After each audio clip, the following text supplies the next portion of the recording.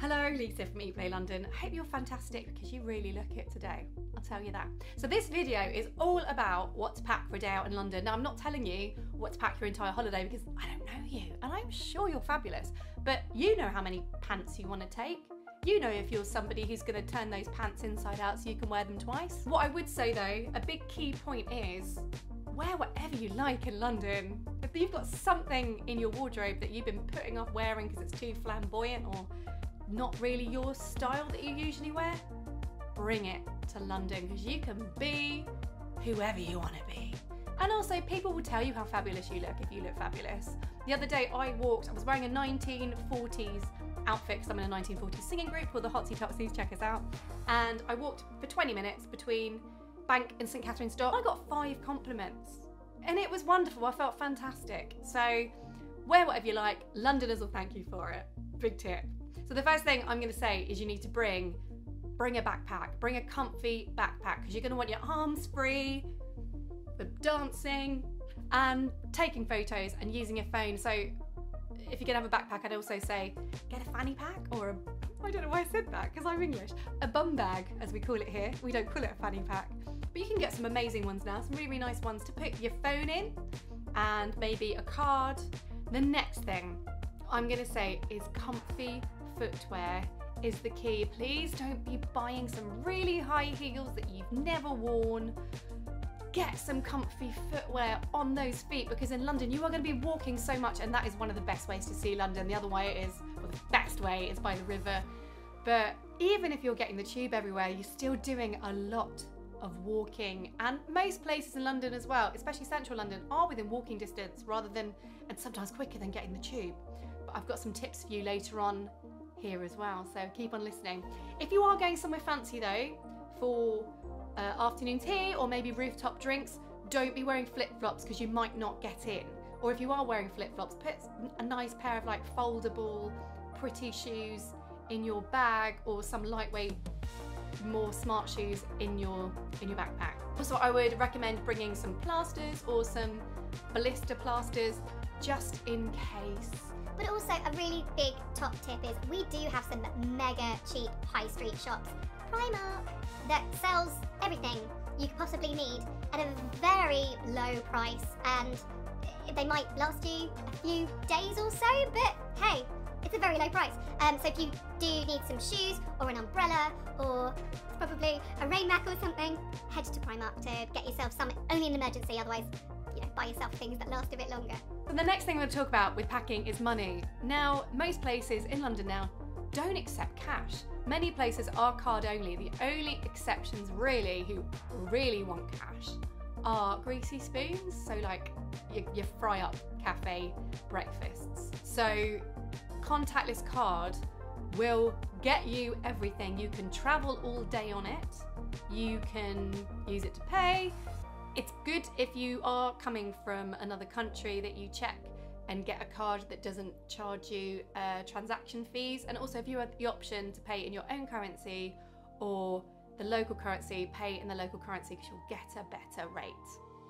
Like I said, you can use your contactless card on all TfL transport and it will cap at your maximum travel card rate. So you could travel all day, but it will still cap at the maximum rate. So it's absolutely brilliant. You can also use it on the Thames Clippers, the Uber boats, which are really handy and quick at getting up and down the Thames, and also absolutely gorgeous. Go on one of those, sit outside, get a drink, live your best life. But they are not included in the price cap. You do have to pay extra for the boats, but it's just really, really handy and really quick. And I would say best way of getting around is by using all the public transport and using that card. It's worth registering your payment card that you're going to use for contactless on TfL's website, so if there are any issues you've forgotten to tap in, tap out, then you can claim any money back too, and it's just for peace of mind, so you can see where your money's gone. It's just a very quick and easy way to get around London. And what I mean by tap in and tap out is when you go on the trains or the tubes, you will press your card, press it on there, wait till the green light goes and then remove it. You don't have to do it quickly. Press it, gates open, walk through the gate. Now, another thing worth bringing is a water bottle to fill, because there are fillable water points. So many places in London now, most cafes and restaurants, if you're having a drink, will fill your water up if they haven't already got a tap that's visible. But also in every train station there's a water point too, so it's well worth bringing a water bottle and saving yourself some money. And the water is just fine in the UK to drink in most places. And another thing I would bring is a collapsible, I have one of these in my bag all the time, a collapsible hot drink cup, because it could save you quite a lot of money, and it's also just good for the environment, isn't it? Some places you can save up to 50p for using your collapsible water cup, and if you love a hot drink, this could really add up substantially over the time that you're in London.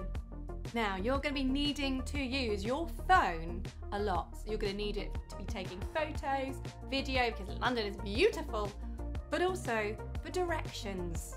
So very important that you need your phone charge. So I would bring a fully charged portable charger to put in your bag and all the necessary leads that you need. Most cafes and restaurants now know that everybody is so reliant on their phone. They will have phone points and ports everywhere. If they don't have any visible, I am sure if you ask your server really nicely that they can put it somewhere and look after it and put it on charge for you. I would also say get screen covers. I've got an iPhone 13, I don't know why I looked for it, it's there. iPhone 13 Pro, and I'm quite accident prone. And I've got these brilliant screen covers that will crack before the phone does, because it's 250 quid to replace a screen on a 13 Pro. What? So phone covers, if you are using your phone a lot, get some of those. They have literally saved me. I don't know if you heard about the weather in the UK. It is very temperamental and it can change like that. It is a very green and beautiful place for a reason. It rains a lot. So therefore, no matter what time of year, it has snowed before in April and May. No matter what time of year, be prepared for anything. So I would get a little, what you call a pack-a-mac, a Mac that goes into a small bag, very, very lightweight, that you can put into your backpack just in case. Maybe an umbrella, maybe some suntan lotion as well, because you just don't know what the weather's gonna do. Also, embrace the rain. There's nothing you can do about it, and you still want to go out and see everything. There's also something very romantic, I think, about walking around in the rain, or having a drink outside whilst you're all dry and lovely and it's raining. It's still very beautiful, so don't let the rain put you off. You've still got things to see and places to go. There is nothing you can do about the weather, but there is something you can do about your attitude. right, this next one for me is probably one of the most useful things I'm going to tell you. This Citymapper app is fantastic. I use it all the time. What it will do is it will tell you all your options and the prices to get practically anywhere you want to in London. So you can go from your current location, put in where you want to go to, and it will give you all the options. It will tell you whether walking's quicker. On strike days, it will update for that and give you the strike safe options, or it will also give you step-free options. It is an absolute saving grace, and honestly, it's going to make your life so much easier. Please check your roaming charges if you are coming to London from out of the UK, because using apps can cost a little bit of money. But most places have Wi-Fi that you can use, and public areas do too. So I would say great places to stop by if you want to check the Wi-Fi for fast food restaurants, cafes, train stations. You can use the Wi-Fi in any of those, generally for free, even shops. So if you do need a moment to just go and have a look at your phone without using expensive roaming charges, drop on the Wi-Fi. And the last one I would say, if you are coming when the weather is getting a bit colder, bring some hat, scarf, gloves, and just, you know, make the most of it. Like I said, with the rain too, there's nothing you can do about it. But London, with the Christmas lights and the cold air in your face, with maybe a mug of hot chocolate or a mulled wine, walking around is absolutely wonderful. So London, all times of year, is open, it's brilliant, it's fun. You've just got to prepare for it. So I hope this video was useful to you and I've given you some good tips. Feel free to stay in touch via social media or drop me an email.